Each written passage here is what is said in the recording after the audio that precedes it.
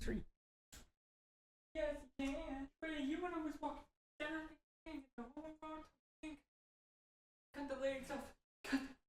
They're taking all the losses. Oh yeah. That's where you when I was walking down the king, the whole road, cut the legs off.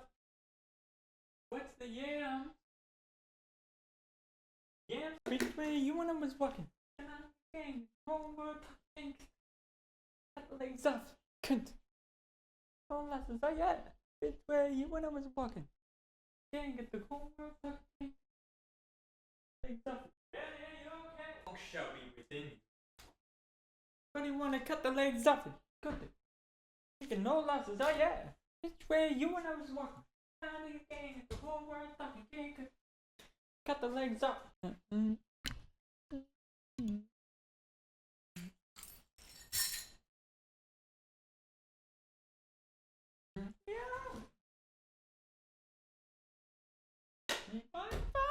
Fuck you, Timu. I'm not buying from your shit ass website, bruh. Anyways, chat. I got my factor meal ready and all set up to stream today. I should probably move my chips somewhere else. There we go. My hair is an absolute disaster, bruh. Holy shit. Oh, ow. Okay. We're gonna watch this video while I'm eating called Ranking the Parkour in Every Assassin's Creed Game.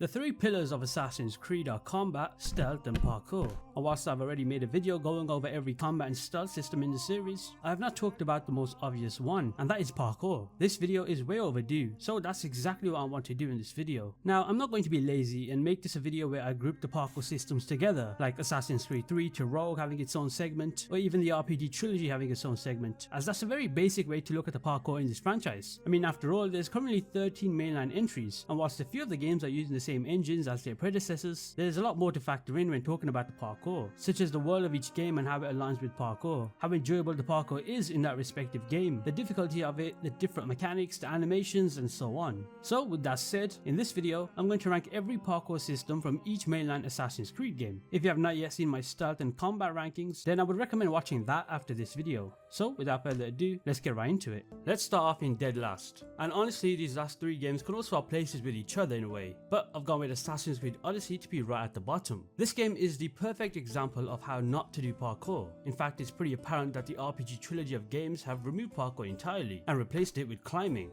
For me, both Odyssey and Origins are similar in terms that they simplify the parkour systems to an extremely basic level. That's why you would often see so many people getting into the franchise by starting with the RPG trilogy. You see, in any of the older games, we were able to have momentum in our movement while parkouring from building to building or ledge to ledge. Odyssey completely removes this level of freedom. The game gives you the ability to climb anything, and it does not require a ledge or a handhold within its walls. It is pretty stupid because that type of climbing should only be done by the likes of Spider-Man, and if I'm not mistaken, I'm pretty sure Cassandra did not get bitten by a spider. Now, although realism is not something you'd often associate with Assassin's Creed Odyssey, it still is very odd knowing that you can climb surfaces that are straight up flat 90-degree vertical walls, or mountains with no handholds at all. The idea was that all you need to do is approach a wall and hold down one single button and tada, that's basically the gist of parkour in this game. Another reason why I place Odyssey dead last is because of the demigod ability that allows either Cassandra or Alexios to quite literally never take fall damage at all. For one, this makes parkour feel so irrelevant, as instead of descending down a building or a mountain, you can now simply just run to the edge and jump off without any risk at all. And this is not good, because parkour, in my opinion, needs to have that higher risk, higher reward feeling to it, and Assassin's Creed Odyssey is anything but that. The feeling of risk is never present at all in this game, especially...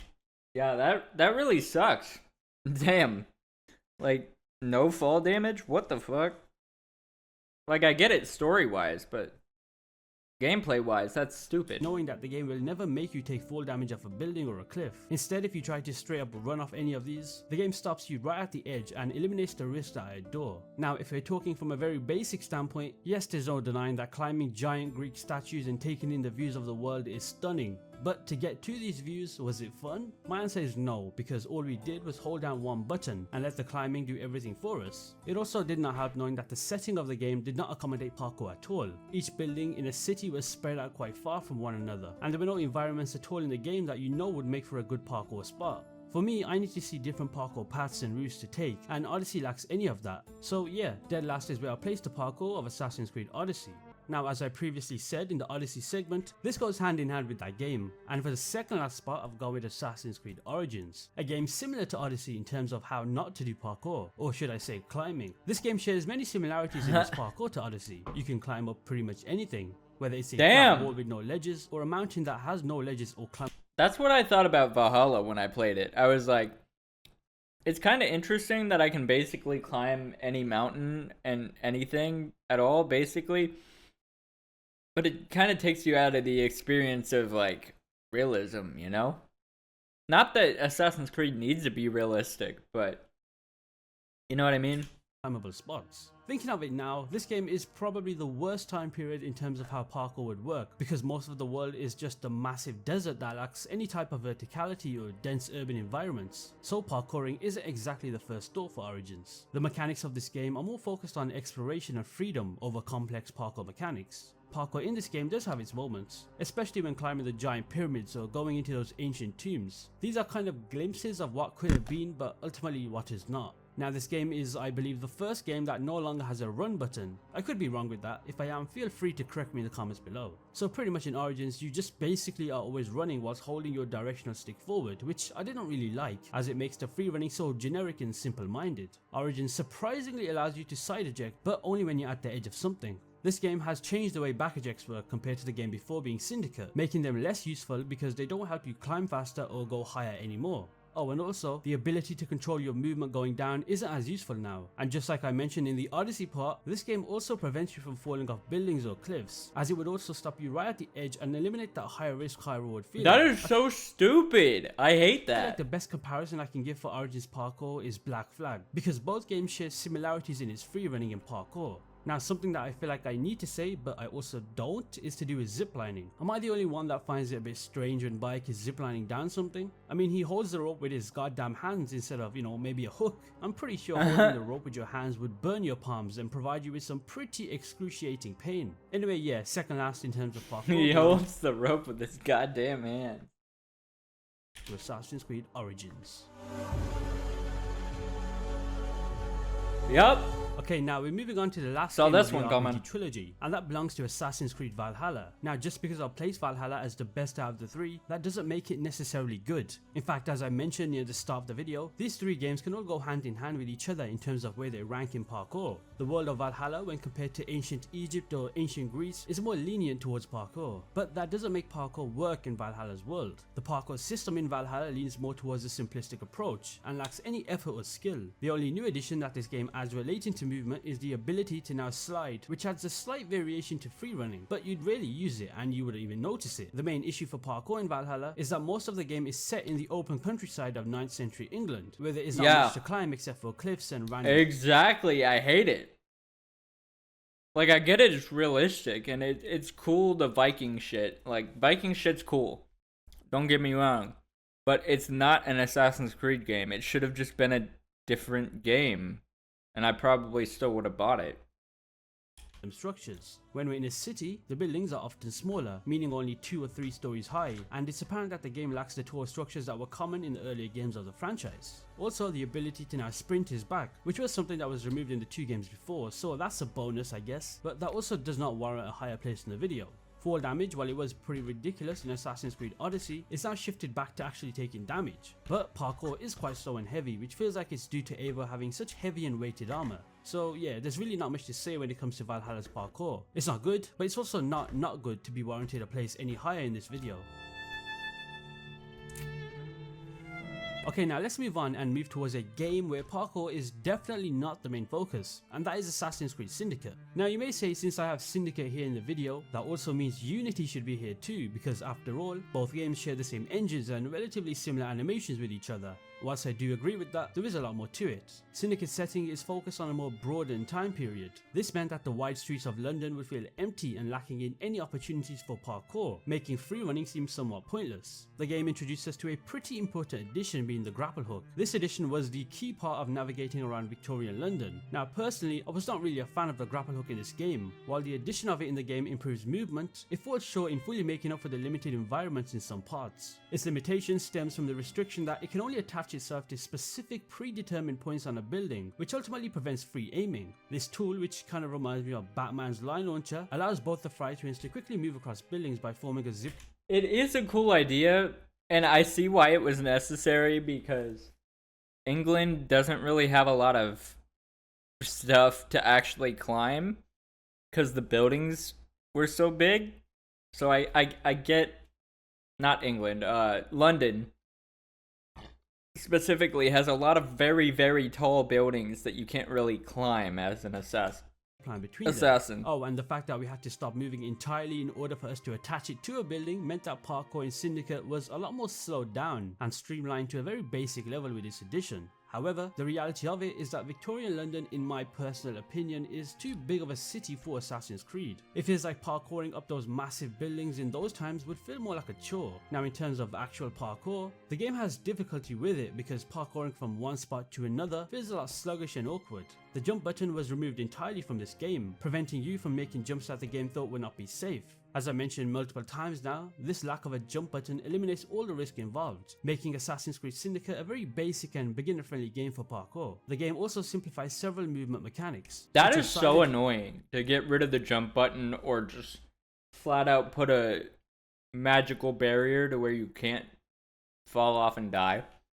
Objects being much less frequent, and automates actions like vaulting and sliding without needing player input. Entering windows, which we saw was a feature in Unity, is restricted, making navigation through London much less thrilling because some aspects are automatic. There was also the fact that either Jacob or Evie would shake their head when attempting to wall eject from a high place, which once again gets rid of that high risk that I very love. However, despite these negatives, Syndicate's parkour does have its positives. For one, by using parkour down and holding the stick sideways, we can achieve a smooth dismount from the side of a building, which automatically orients the camera in the direction of the dismount, facilitating continuous running without manually adjusting the camera. There is also tapping circle or the B button before hitting the ground, which allows for a roll, which is easier to time in Syndicate than in Unity. But apart from that, it's not a parkour system in my opinion that warrants any higher place in this video. Now this is a funny one. Before the recent update that Assassin's Creed Mirage had, where it improved on back ejects and side ejects, allowed Basim to reach heights faster, and also cross bigger distances, I would have placed this game as the exact same as Valhalla. But after all, this game was intended to be a DLC for that game, which meant not many tweaks were involved during development. Oh, and wait, whoa. Mirage was a DLC for Valhalla? That doesn't make any sense. That reminds me, when I made my video ranking which Assassin's Creed game had the best stealth, I added Mirage to that video before the game was even released, and I placed the stealth quite high up, so I like to think that I got that one spot on. Anyway, this video is about the parkour, not the stealth. Mirage takes us back to a more dense major city to explore. It's a much more involved approach to the parkour that we saw in the RPG trilogy, where it was simply climbing surfaces that did not seem climbable. Maybe that's why I placed Mirage over any of the RPG games, because it simply returns to a setting where there are so many buildings, zip lines and structures to parkour on. Personally, I felt that the movement of Basim in Mirage is slightly more fluid compared to the previous entries, but he does still feel slow and rigid, especially when compared to Unity, where descending a building is noticeably smoother and easier. In Assassin's Creed Mirage, I feel like the movement should have been more seamless. One major issue with Mirage's parkour is its descent mechanic. Descending buildings feels neither quick nor fluid, often leading me to simply jump from heights and not land as intended. This then also adds on to the fact that Basim ends up dropping rather than climbing down because he doesn't seem to want to climb down properly. However, what also feels like a negative is the inconsistency in free running. Sometimes Basim runs as expected, which is all good, but then he might vault over an obstacle or climb something ever so slightly, which would then suddenly slow him down and force him into a walking animation. And also, when I'm sprinting and trying to climb down quickly, he ends up crouching once he's on the ground, forcing me to stand up and press the run button once again. It feels a bit clunky and not well thought out. However, I can appreciate the update that Ubisoft released recently where they fixed many aspects of parkour. The back ejects and side ejects were definitely improved upon, where the range of them is much more apparent. This update also lets you climb buildings much faster and jump a lot bigger distances. Yes, it's not perfect, but it was a step in the right direction. Aside from that, the game does well in other areas. The indoor speed doesn't feel overly fast, and moving to the city is fairly smooth. The game was described as a return to its roots, and whilst I don't agree with a lot of that statement, I can see certain aspects where that statement is true, and parkour and stealth were definitely part of it. Now this one might be a surprise to a lot of people. A lot of you might see Assassin's Creed Black Flag as a game with very mediocre parkour, and whilst this game does have its fair share of both negative and positive aspects of parkour, placing it here in the video feels about right. Now I could have easily just bundled up Assassin's Creed 3, Black Flag and Rogue and placed it here as its own segment, but I feel like there's a lot more that needs to be discussed when talking about the parkour in these particular games. For one, Assassin's Creed Black Flag is similar to its predecessor being Assassin's Creed 3, there is no denying that, but out of the three, I like to say Black Flag falls behind. The peak of Black Flag's parkour for me lies in its cities, especially Havana. The way it's designed suits parkour very well in this game as a lot of the buildings are not the tallest and also densely spread out. The rooftop traversal is fantastic and there's an abundant amount of parkour opportunities. It's good to see this, especially knowing that Black Flag's setting is not a setting that accommodates parkour at all. After all, it is a pirate game where the main focus is naval traversal. Assassin's Creed Black Flag's parkour to me feels much smoother than any of the older games. But do remember I said smoother, not better. That's why it's here in the video. The wider range of environmental elements in Black Flag that you could parkour through made it quite decent in my opinion, especially in quite a few of its level designs. Take the tailing through the bayou mission. Yes, the tailing part with the ship was absolutely boring, but the parkour sequences we had when on foot made parkour feel a lot of fun in this game. Of course, this is a personal preference and you may think otherwise. Now, despite the few positives, there are also a lot of negatives that come with the parkour in Black Flag. For one, sprinting I still have yet to play this game. Like, I played it for maybe an hour. Like I said, maybe an hour. When my brother used to play it on Xbox. Flag is only possible when you're holding the right trigger, which means that jumping would also be the right trigger. This is a change from before, where in those games you could choose to manually sprint and jump separately. The option to jog while doing parkour has now been removed, which means you have less control over your movement. Now this is considered both a negative and a positive. I say positive because that high risk high reward factor is present, where it is quite easy to accidentally run off buildings because you can't slow down when approaching edges. Another negative is that you cannot grab onto ledges if you're moving backwards anymore. You can only grab ledges when moving left, forward or right. I guess the main issue is really more so the setting of the game. The game's environment is not well suited for parkour, except for cities like Havana and maybe Nassau and Kingston. But outside of these cities, parkour is pretty much useless because when else would you use it? You can't exactly parkour in the middle of the ocean, and the ocean is a large part of the game. Assassin's Creed Rogue is in a similar boat to Black Flag when it comes to parkour. In fact, this game was the hardest to rank in this video, because I honestly could not decide whether to place it before Black Flag or after. Wait, why have I not played this one? I need to buy this one too. Hold on. Peggy 18. Peggy 18.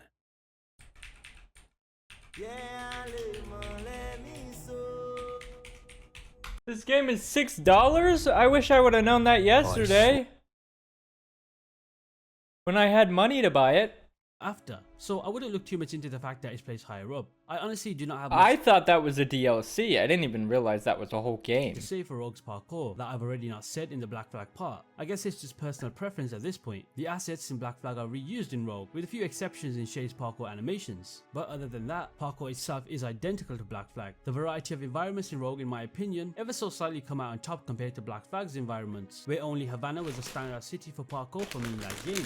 Rooftop traversal, just like Black Flag, is pretty solid, and there are a few cities in the game that accommodate this aspect quite well. So yeah, I would not really look into where I place both Black Flag and Rogue in this video, as they are pretty much identical to one another for parkour itself, so let's just move on. Okay, now moving on to Assassin's Creed 3. This is a game that often gets lumped together with Black Flag and Rogue when discussing parkour, and whilst I do agree that these games do perform almost the same, I'd like to argue that Assassin's Creed 3 stands out a lot more in this trio. It's not just about the mechanics of parkour itself, but also how the game presents it and utilizes its environments to make the experience of parkour pretty good. Assassin's Creed 3 marked the debut of the Next engine in the series, an engine that would power several subsequent games after. Yet surprisingly, it's the parkour in Assassin's Creed 3 that remains the most enjoyable, even with the same engine used in the games after it. Assassin's Creed 3 introduced a change to the controls to make free running and jumping a lot simpler by combining them into one button. The game looks better with new smoother animations for actions like running through water, climbing through narrow cracks and moving through trees. At this point in the franchise, the parkour definitely looked the best and felt so smooth when moving with Connor. The game also introduced a mechanic where catching onto ledges depended on your movement direction. This pretty much got rid of the option to grab ledges behind you or reach out to catch one at a distance. The main thing that made me place Assassin's Creed 3 pretty much in the middle of this video is the environments that the game takes us to.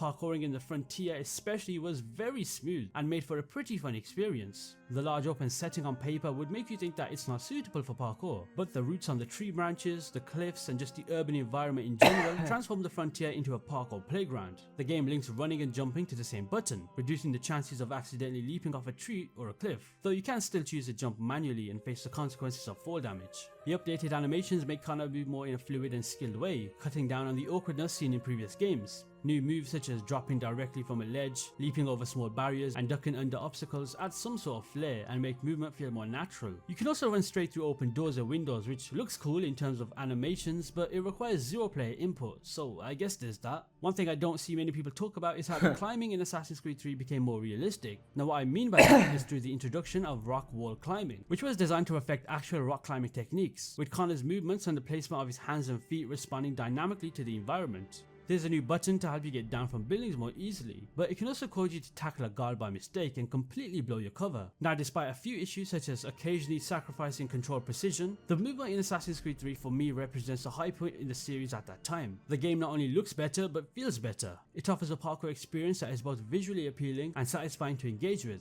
A highlight of Assassin's Creed 3 for me that brilliantly showcases its parkour mechanics is found within the Captain Kidd's treasure missions. During these missions, the game takes us to a diverse set of locations. These locations not only look good, but the parkour sequences involved in almost all of them is pretty fun. It's so cool. I wish they would do more shit like this.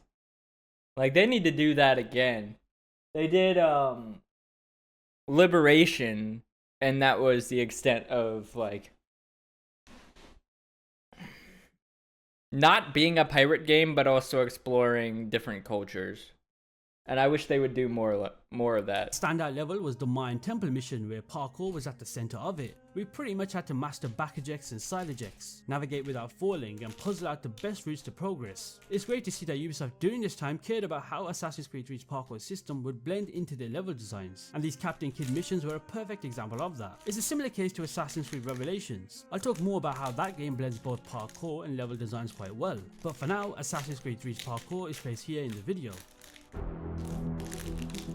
This is the one I'm about to play today. Oh boy, oh boy, oh boy. Now this is the one that will get the dislikes going. I know what you're thinking. Assassin's Creed Unity's parkour is not number one? That's outrageous. But hear me out, let me explain, and then once I've explained, it's up to you if you still want to comment that hate comment. Now Unity's parkour to a lot of people is the staple of this franchise. It's what most Assassin's Creed parkour videos on YouTube consist of, and I can see why. In simple terms, it looks the best. The setting of Paris is very impressive and it's definitely the most realistic representation of a city in the series, and parkour does have a pretty impressive say on that, but there are some simple issues that make it... Wait a second, can I climb the Eiffel Tower? That's all I need to know.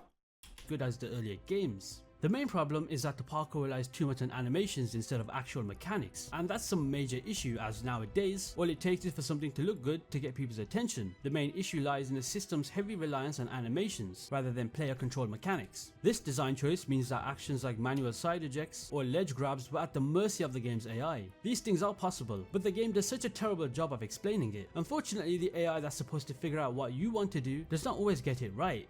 Sometimes Arno can jump unrealistically long distances because the AI thinks that's your intended direction. In fact, this pretty much defies all sorts of gravity, because apparently Arno is now a superhero and can jump distances that are well over 10 feet long. But hey, at least the animation of his robes when he jumps looks cool, right? And then sometimes when he's running, he'd not be able to make a simple 3 or 4 foot jump. It just felt too inconsistent in that aspect. Now sure, I get it. Unity is the game you play or watch when it comes to parkour. I mean, after all, nobody wants to see a parkour montage from a game that's made in 2007. But these most Unity parkour videos you see are merely for aesthetic purposes instead of showcasing freedom of movement. Another reason why I place Unity at 5th instead of any higher is because the actual parkour system is highly automated, as the game's engine itself guides you through almost effortlessly. You can only move in the direction you desire if the game's unreliable targeting system and its built-in safeguards decides to allow it.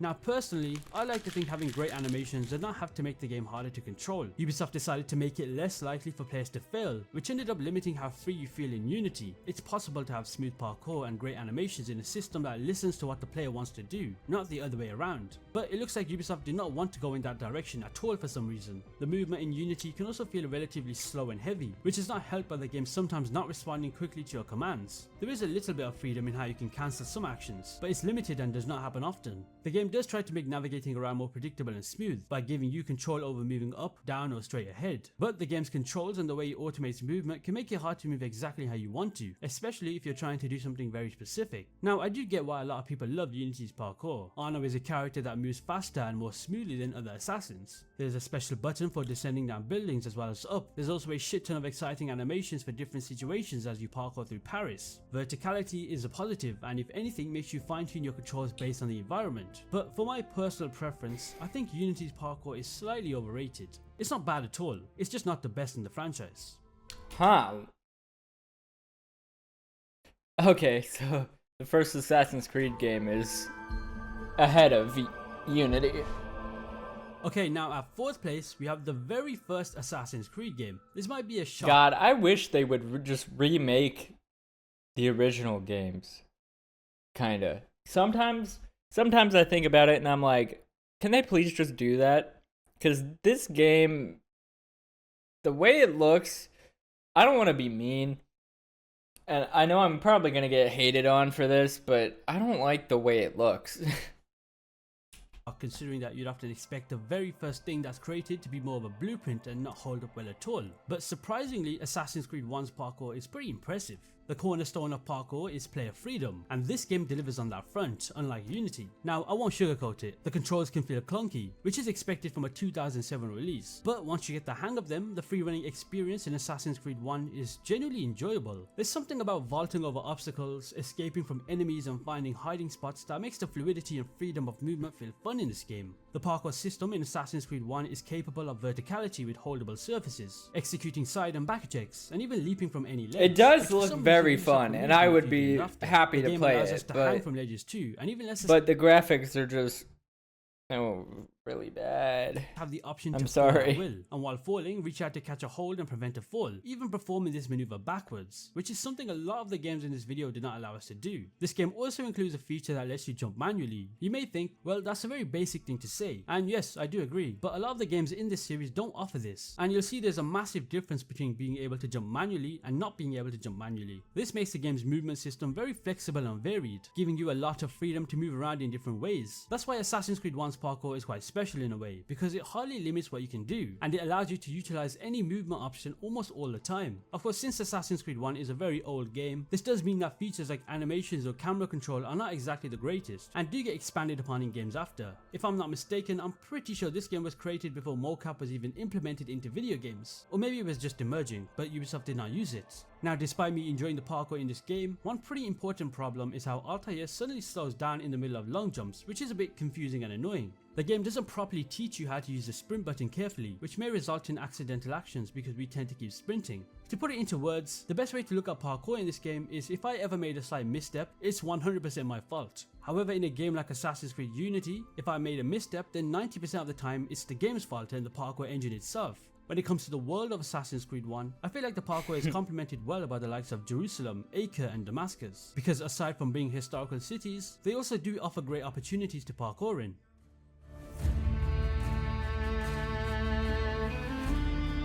Now that brings me to the top 3, and here is where I find parkour in the Assassin's Creed franchise to be at its peak, and that is the Ezio trilogy. Now I already know, I can see the comments calling me an Ezio fanboy and whatnot, and I'm already mentally prepared to see those. Now I know at the start of this video, I said I would not group any games together, but I feel like Assassin's Creed 2 and Brotherhood are the only 2 games that genuinely should be grouped together. Both games are similar in parkour, similar in settings, and a similar increase in gameplay. Assassin's Creed 2 refined the parkour mechanics from Assassin's Creed 1, and expanded upon quite a few mechanics. Ezio as a character showcased greater agility than Altair, with the ability to actually be able to navigate through water, swing around corners, and even propel himself onto rooftops using rope lines. There was a much notable increase in speed when it comes to climbing up walls when compared to Assassin's Creed 1, and it made parkour feel more responsive at times. Now, a key feature that we saw in Assassin's Creed 1 was the vault feature, and this was a feature that was strangely removed in Assassin's Creed 2, but the introduction of other features like climb leaps and increased speed kind of made up for that removal. Assassin's Creed 2 also allowed you to grab onto ledges at any point. When it comes to Brotherhood, the one major upgrade from Assassin's Creed 2 was how much quicker Ezio was when climbing up walls, which was a great improvement to have. I love how these games encourage you to use quick jumps to move faster, which works well and feels rewarding. If there was a ledge that seemed too high, that's not Ezio, that's Desi. Able to grab it ever so slightly. That's Desi. Gave us a Desi. lot of freedom, allowing for the cancellation of certain moves, complete utilization of the surrounding environment, and precise control over every action.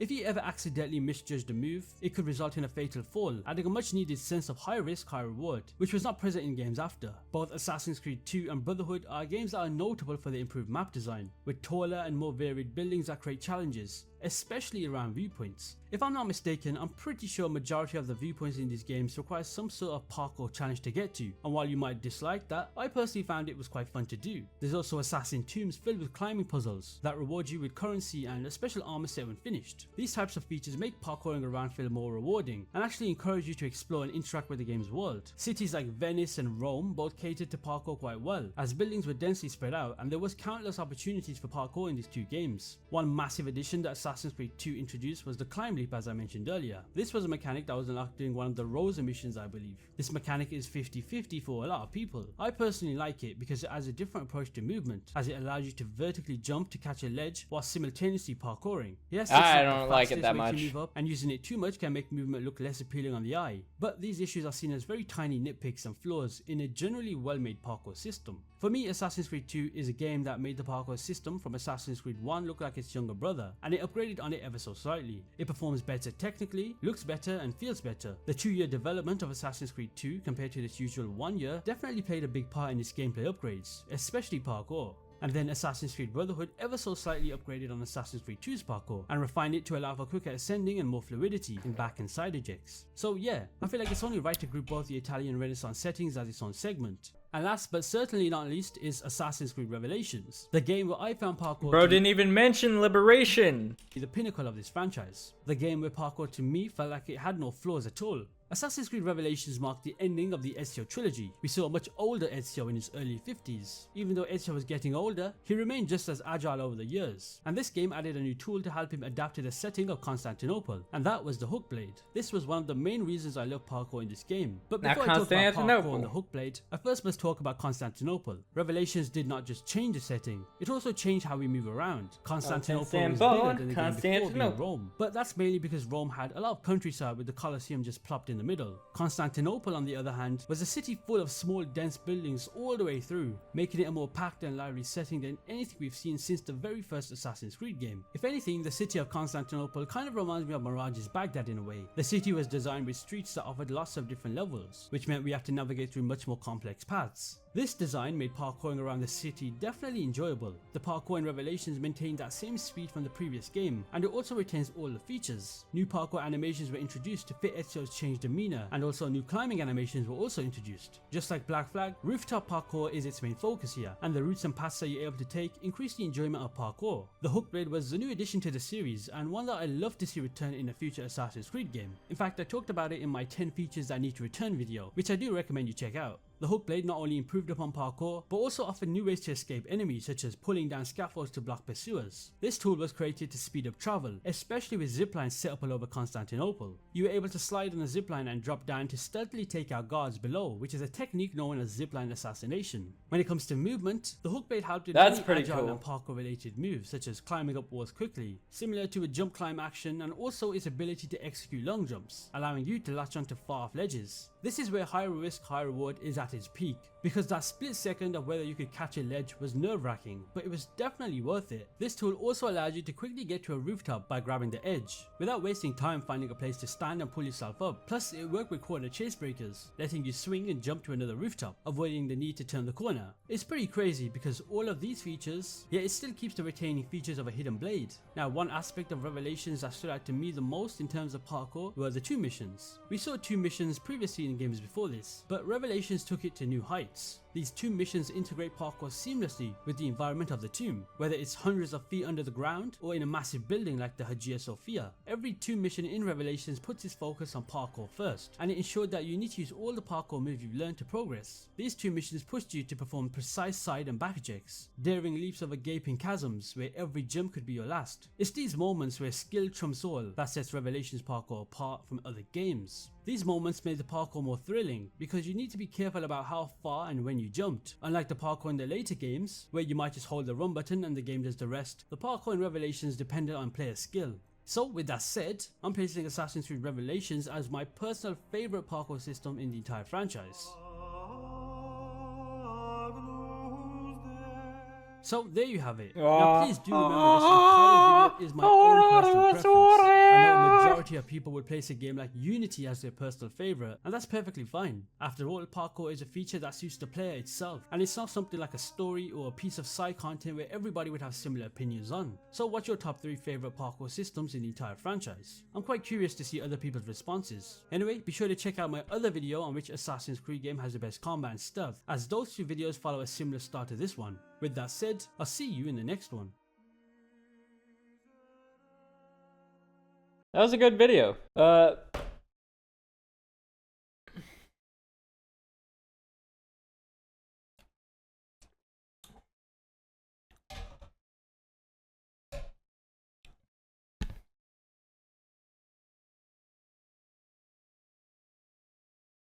Ranking every Assassin's Creed intro. Far Cry 7.